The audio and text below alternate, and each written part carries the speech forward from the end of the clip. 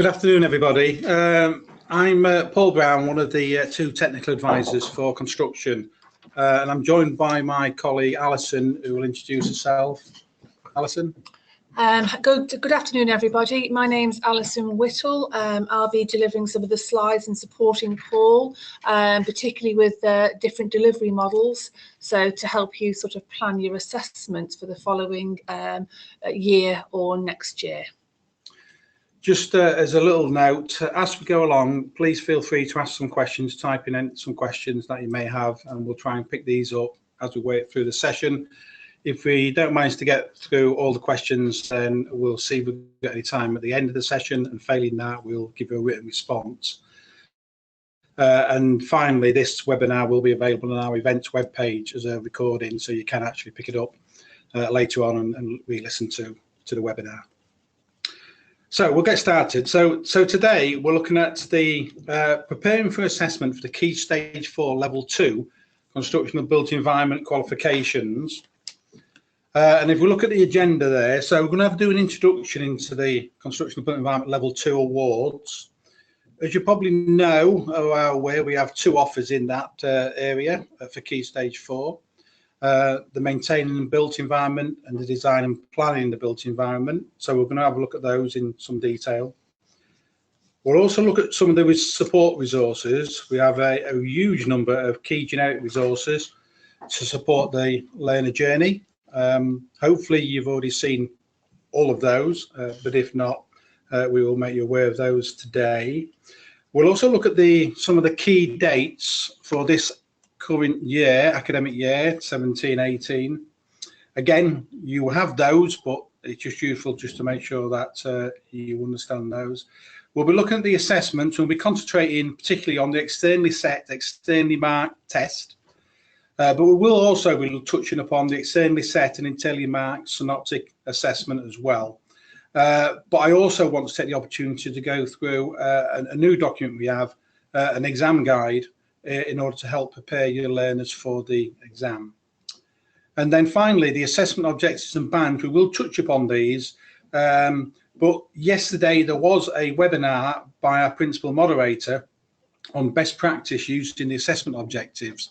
And while this was Key Stage 5, Level 3, some of the principles do apply to this level as well. So it will be well worth looking at that recording once it's actually populated onto our web page.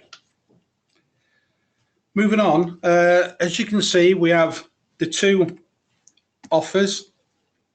Just trying to move a slide on. There we go. We have two offers, the 21 and 22 pathway, the constructing and maintaining and the design and planning. And as you can see, they consist of a number of units, 4 in one case and 3 in another. In the case of the maintaining the built environment, of course, that relates to people working in the construction industry, different types of materials that you would use, and interpreting different types of sources of information, as well as looking at remedial repair of buildings and also working safely. And of course, that also includes, as you're aware, some practical hands-on skills. And then our 22 pathway, which is more about design and planning. Again, 3 units in this particular case, both add up to 120 GLH, so they equal 1 GCSE equivalent.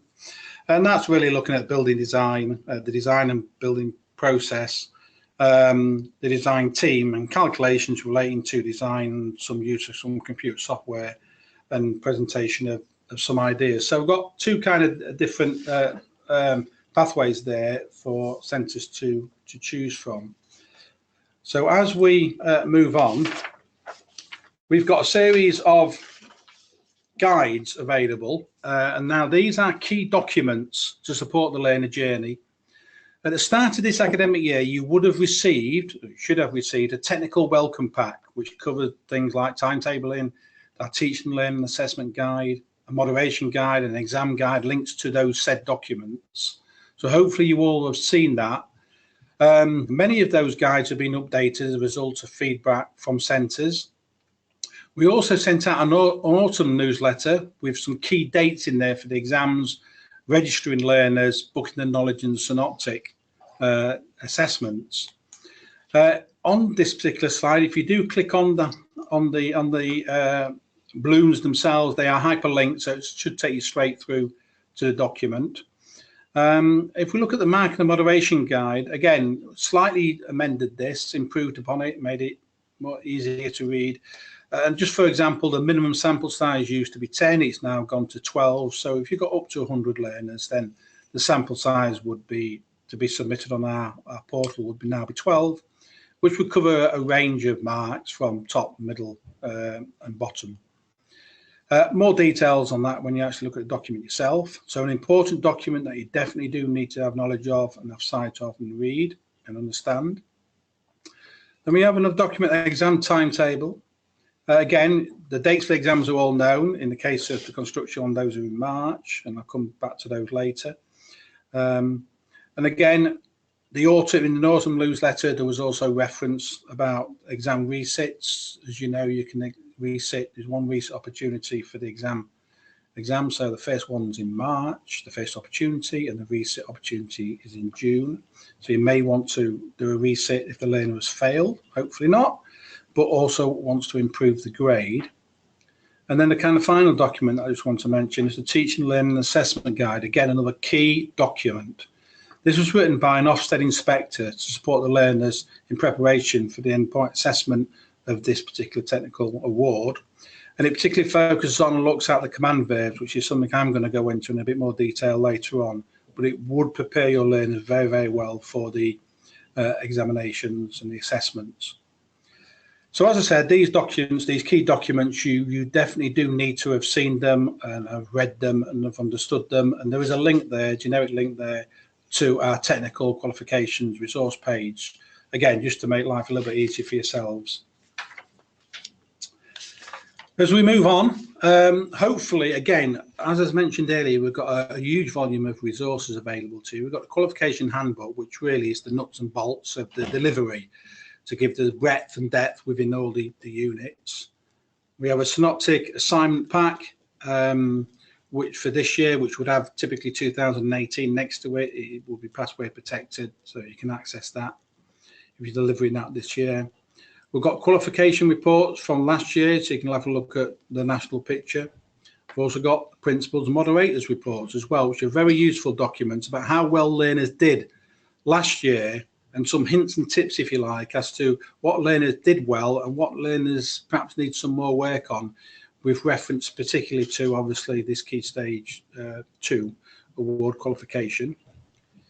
We have a Chief Examiner's Reports, again, another important document, well worth a look at, and past papers and marking guides. So a wealth of information, as well as some sample assignments for the synoptic and some example type questions. Again, all to help prepare that learner for the assessments that need to take place within the award. And then, as I said, and I mentioned earlier, the specific qualification exam guide, a brand new document, which I am going to go through with you later on as we work through the rest of the presentation. So I'll now hand over to Alison, who'll just go through the next few slides with you. Yeah, good afternoon again. Just some hints and tips really for technical awards. I mean, the first one probably sounds a little bit too obvious, which is, you know, read all the resource documents and guides. They have been sort of formulated in a very sort of user-friendly guide. The different sort of model for technical awards, as opposed to sort of most other sort of qualifications, is that you have a lot of flexibility, and you can decide the delivery model for the technical award, which can be delivered over 1, 2 or 3 academic years, as some centres deliver Key Stage 4 in years 9, 10 and 11. So this gives you, a little bit more flexibility than a full-time one-year programme. The delivery of the assessment components really is down to yourself in the order that you choose to use that to deliver this. You can split the theory exam and the synoptic assessment across different academic years, and that again will be dependent on the delivery model that suits your centre and your learners.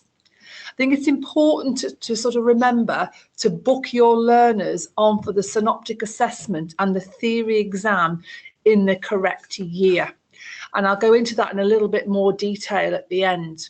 We also have a dedicated email address that will take you directly to support for this technical awards. And again, that's technicalawards@cityandguilds.com. And it sort of bypasses the system to try and get sort of through to somebody in City and Guilds and goes straight to the people who can help you immediately with any inquiries that you may have. So really what I've sort of tried to do is give a visual really of what a 1 and a 2 year delivery model may look like. And as I said before, we understand that you can deliver this over 1, 2 or 3 years, which gives you, that means you can select when your learners take their theory exam and when they take their synoptic assessment. It's important to sort of verify that each technical award has 1 theory exam and 1 synoptic assessment. And there are 2 opportunities in each academic year for learners to sit the theory exam and 1 12-week window in the summer and spring terms when learners can undertake their synoptic assessment. Now, the theory exam can be taken in the spring or summer term, and a spring theory exam sitting allows a resit or a retake opportunity in the summer term if required. And the synoptic assessment must be completed within the 12-week window between February and May. Important to note, there is no resit opportunity for the synoptic assignment in the same academic year. So just to talk you through what a sample 1-year delivery programme could look like. So you would begin teaching or begin your delivery in September, and that would include your induction for the qualification as well. You would deliver all of the knowledge and including the practical skills from a syllabus rather than a unit. So you're teaching holistically the whole of the syllabus, and that will include practical skills. And you'll teach those probably until February in the spring term. Now, the synoptic assignment, which we would probably refer to if you're working with schools or you're in a centre that sort of deals with schools, is it more like a controlled assessment is what we would normally refer that to. Now, that will be released to centres in the autumn term, normally around October. And this will allow centres to start preparing for this synoptic assessment. So the ideal sort of scenario really for a 1 year is fairly limited. It's fairly straightforward for you. So you would register your learners for the end test in the exam window 1, which would be the February or March series. Now the exam dates will differ from year to year, and they are available in the exam booking document, or they're available on our website, which will give you the exact dates and times for each of these construction exams. So you would register those for the in the first exam date. The results of that end test will be submitted to centres by the end of May. Now, we are aiming to have that result to you before sort of more of the beginning or the first week in May. Now, this will then allow you a 2-week time period where you can re-register your learners for a resit in the May-June series. And that means that they will have an opportunity to take their second theory exam. And this will mean that you will get the results of that theory exam in August alongside all of their other results. Now, the synoptic assessment, as we said before, will be released to you in October when you've registered your learners. You will be then preparing your learners in October, November, December, January, and you will begin a 12-week window between February and May, where you will be assessing your learners within that synoptic assessment. The dates again are are available on our website. You will submit all your evidence by the date in May, and again your results will be published to your centre in August of that year. So it's really very much like a GCSE type programme there. A little bit more limited because there is no opportunity obviously for a second attempt at the synoptic assessment. So just moving on to have a look at what a sample of a 2-year delivery model will look like, which as you can see will give you a little bit more flexibility. So the theory exam and synoptic assessment, you can split your exams up to be taken in the first, or some in the first and maybe some in the second academic year. Again, can I just say how important it is to make sure you book in the correct academic year for the exam. So a summer theory exam sitting in year 1 will allow a resit and a retake opportunity in the spring or summer term in year 2 if required. And a theory exam sitting in the spring term of year 2 allows a resit or retake opportunity, again, if you require that. And the synoptic assessment can be completed again in the 12-week window between February and March in the second year, giving centres 4 terms to prepare their learners for the assessment. So this is just a sample of how it may work. Again, as I said, there's more flexibility.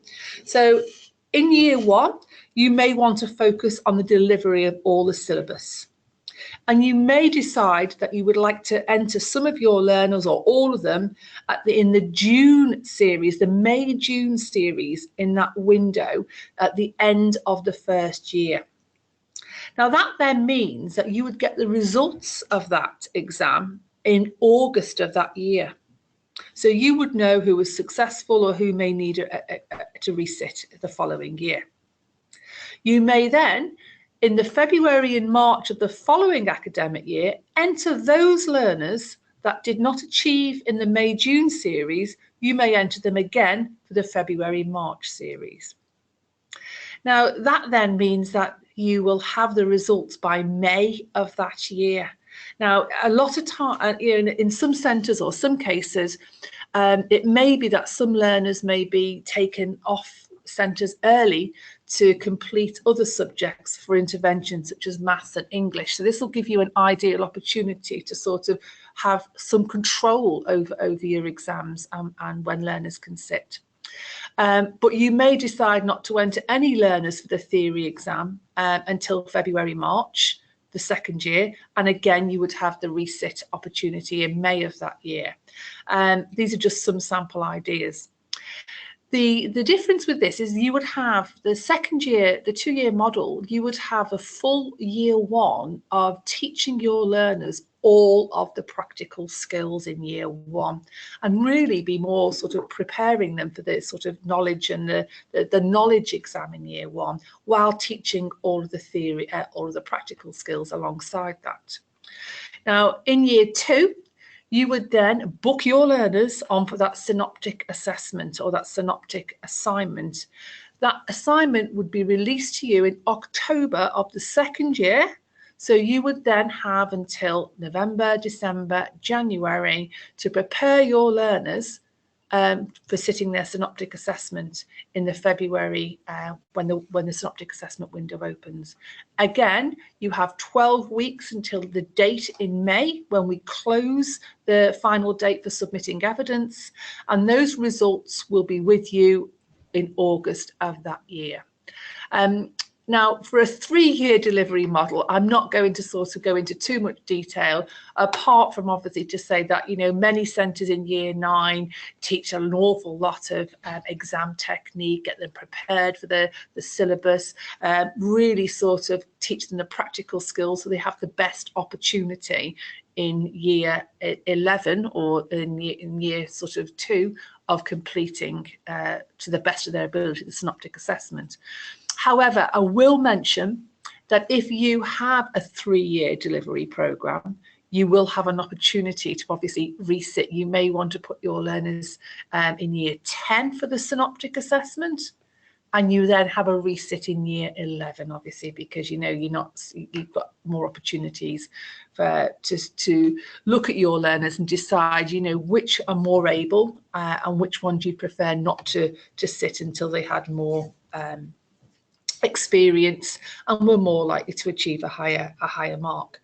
I think it's worth saying just at this stage we've got curriculum planners there, sample curriculum planners for both of the awards that will give you some idea of delivery over a 1 and a 2-year window. As I say, the 3-year gives you a lot more flexibility.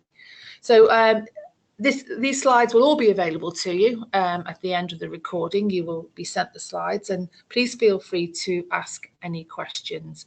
I'm going to hand you back to Paul now. Thank you, Alison. Looking at the knowledge test, the use and understanding of the command verbs is a key and essential part of the learner's ability to be able to respond fully and in a positive manner relating to the questions that are set.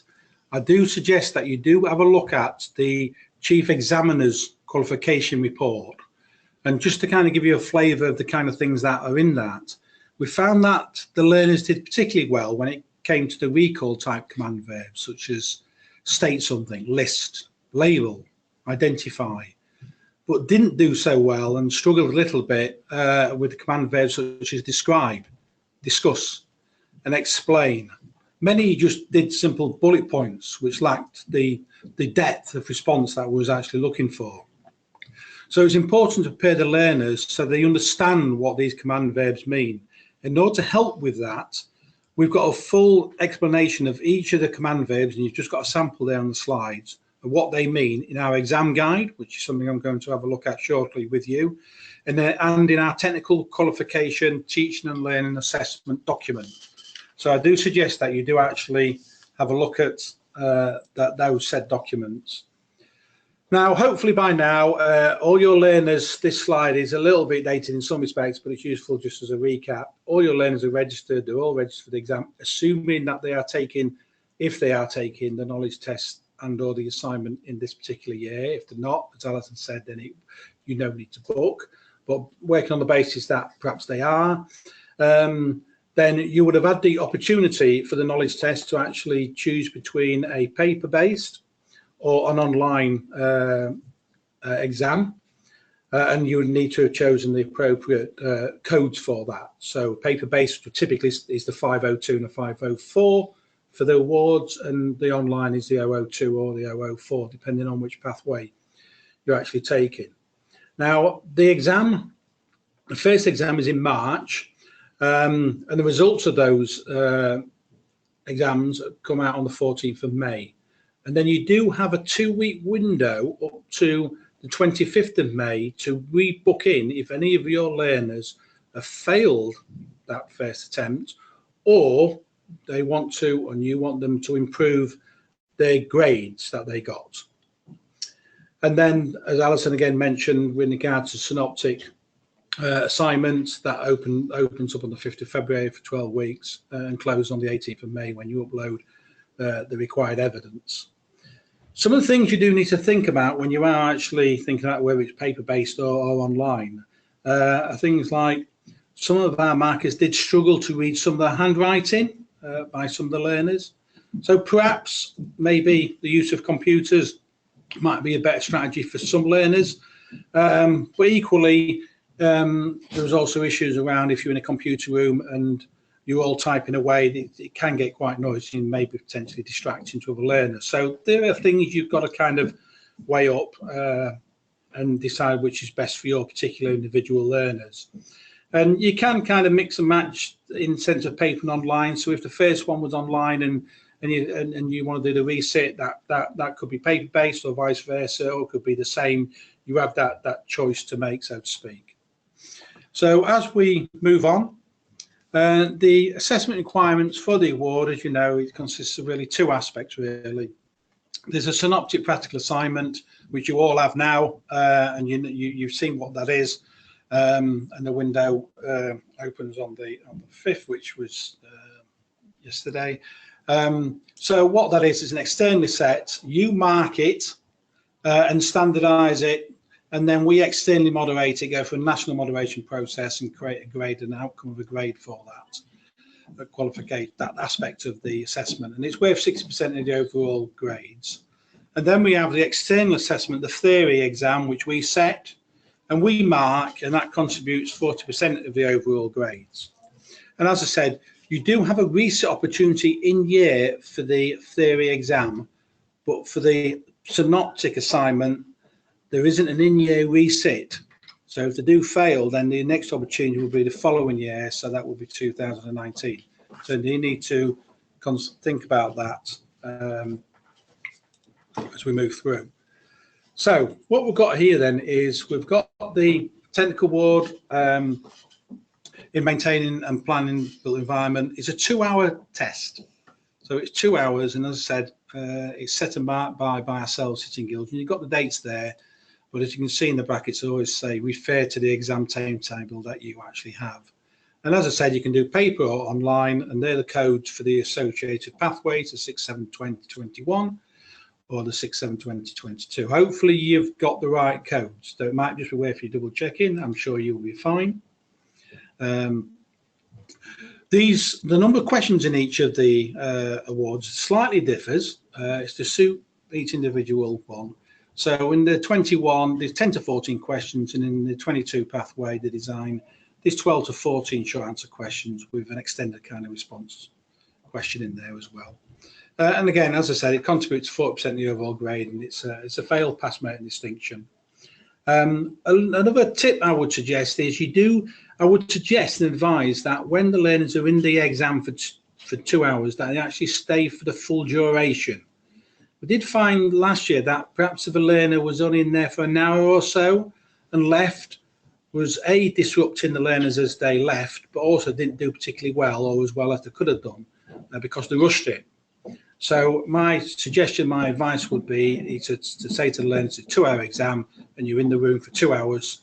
So make maximum use of that particular time.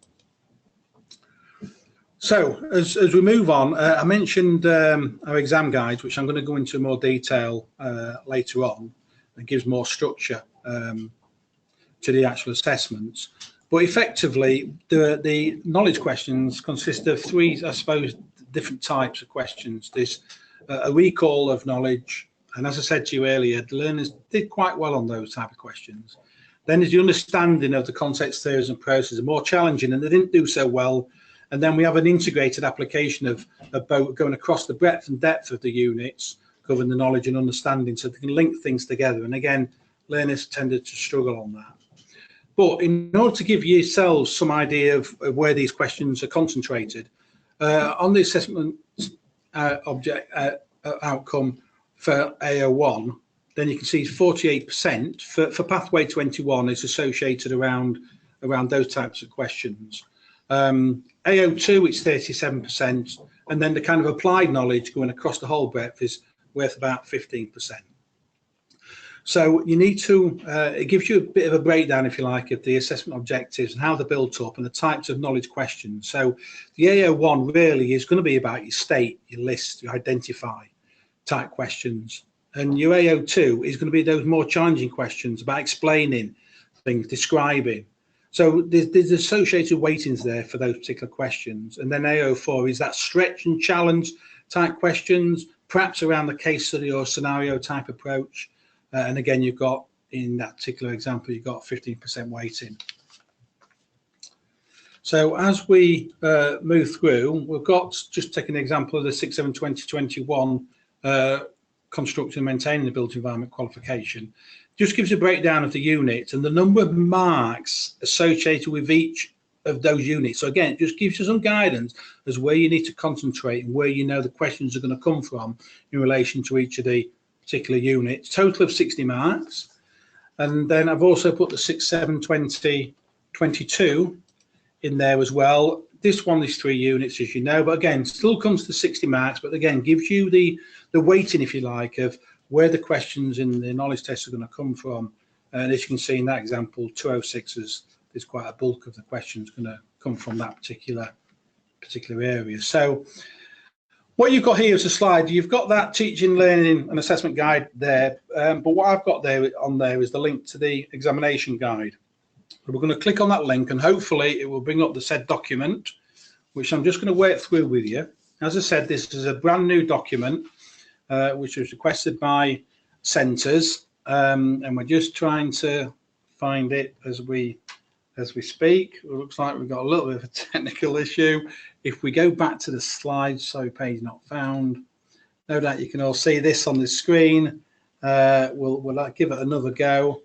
If not, I have got it on my memory stick if we can't locate it. So I think if we can go onto the memory stick, Sorry about this, folks. You know what technology can be like.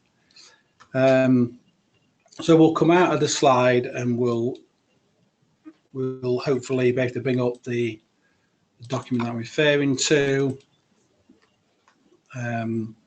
So we're nearly there. Just bear with us. As he said, chatting along, and here we have. So hopefully you can see that.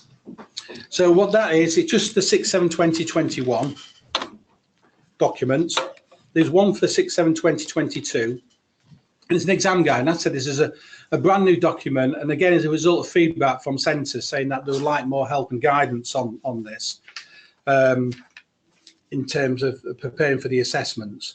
So what it does, it explains, if you like, the parts of the document about the details of the exam, how the exam is conducted, some guidance and some information. So I want to just kind of, I'm not going to go through this line by line by any means. I just want to point out one or two things to you. Hopefully you can see my cursor, but there's the reference to the Teaching, Learning Assessment Guide. That is essential reading, as I said before. So again, if you click on that link, it will take to that said document and have a look at that and get a real good understanding of that. And then you go on to, as you work down the exam details, and as I said earlier, it's a 2-hour theory exam, and then a bit more information about the content of that. And then as we move down, when the exam takes place, again, there's an important link there. If you click on that, it takes you to that particular document. We want to make sure that we're not disadvantaging any learners when they're taking exams that do need some support, just like they've always had, then they're entitled to receive that said support.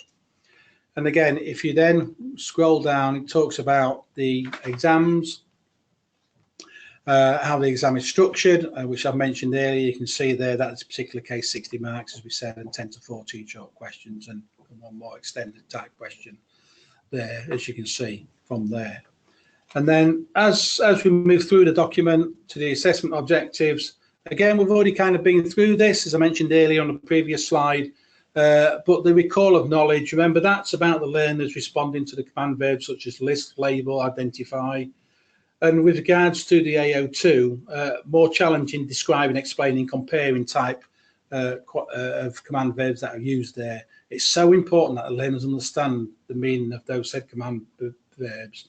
And then, of course, the extended question. And then it moves through as we scroll through how to book and take the actual examination. And again, a bit about concessions to learners, special considerations.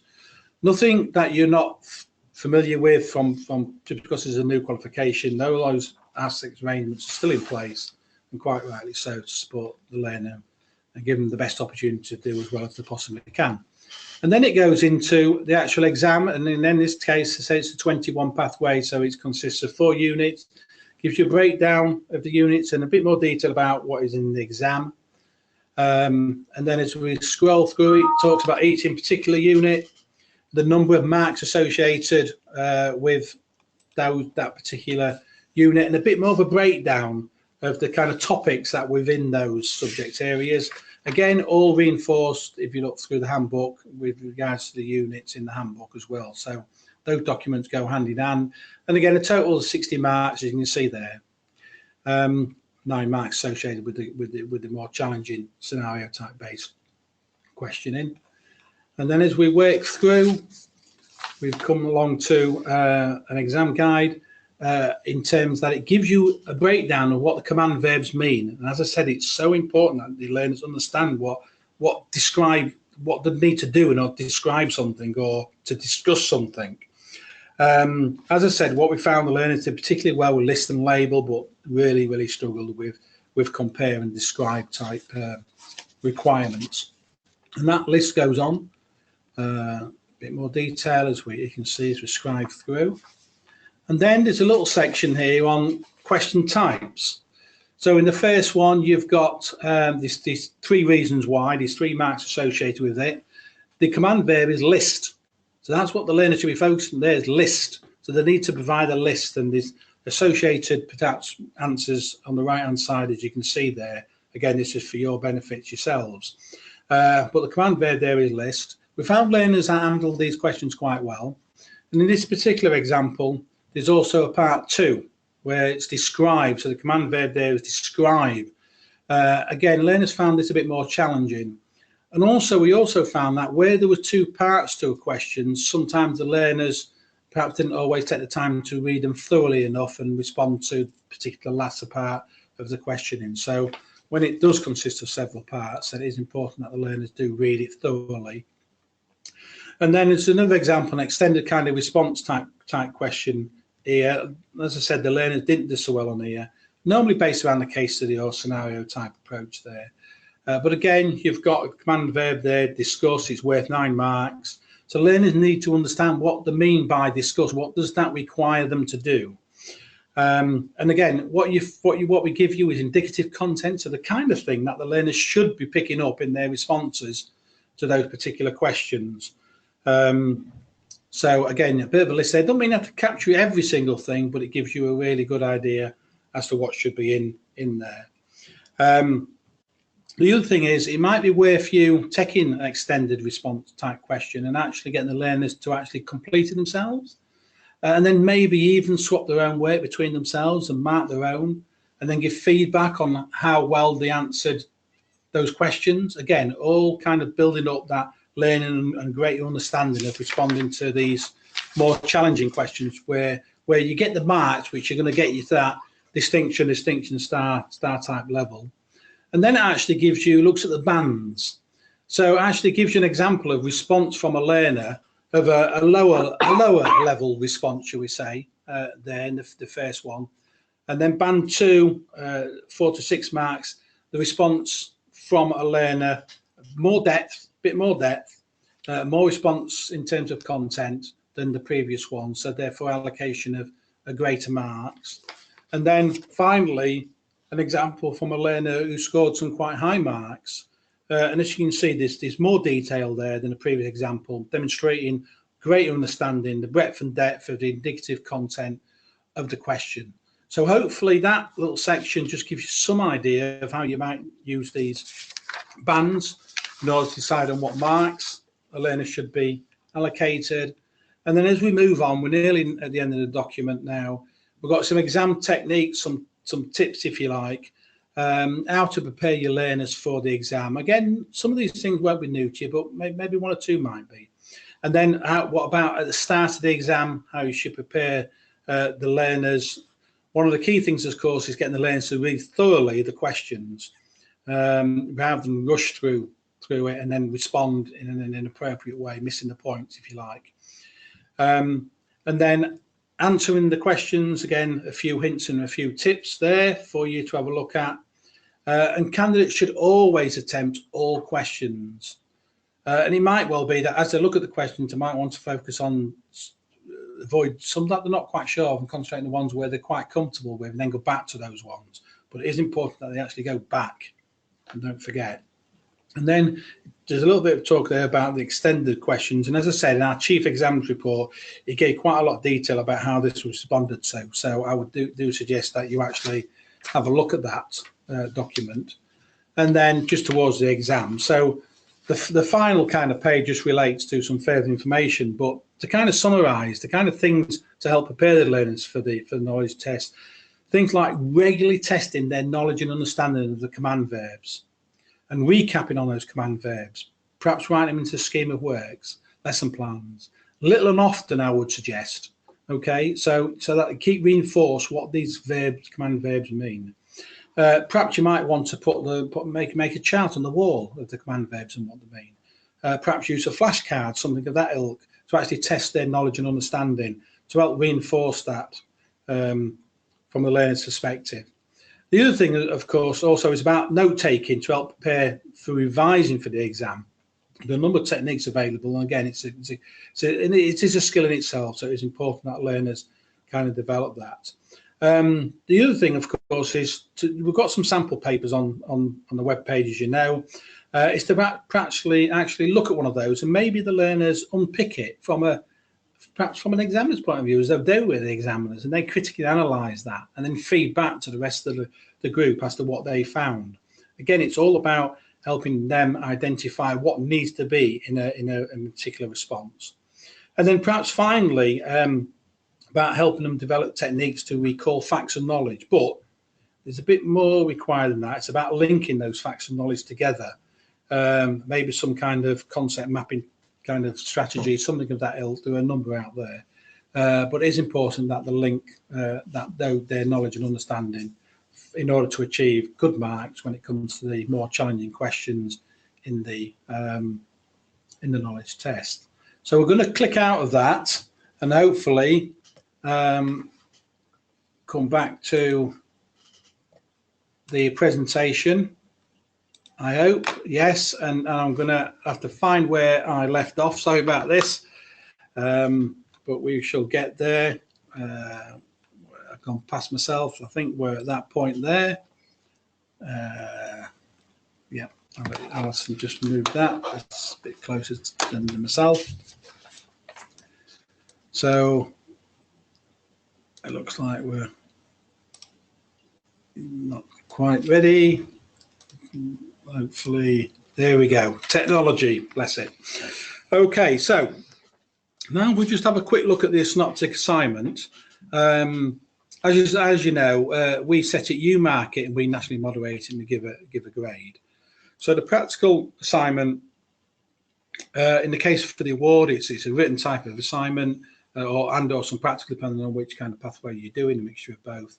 May include some research kind of activities and maybe some reflection. We have found that learners do find the ability to reflect on their knowledge and understanding quite difficult. And to be frank, you know, you're talking about 14 to 16-year-old doing such a thing. It is quite a challenge even for us as adults. And then there's the moderation approach. It's remote moderation. You upload the evidence base onto a moderation portal, which you would do by the 18th of May if you sit in the synoptic this year. And as we said earlier, it is a 12-week window.